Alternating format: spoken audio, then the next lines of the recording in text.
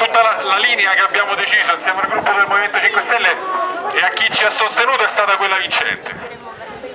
È vero che è stato un voto, anche un voto contro di-Day, è stato un voto contro un vecchio modo però di fare politica, un voto a favore di chi quella vecchia politica non la vuole più vedere. Sta città ha deciso che si possono fare le cose in maniera diversa. Civitavecchia non è più un feudo, è tornato ad essere un comune, grazie a tutti. Grazie a tutti.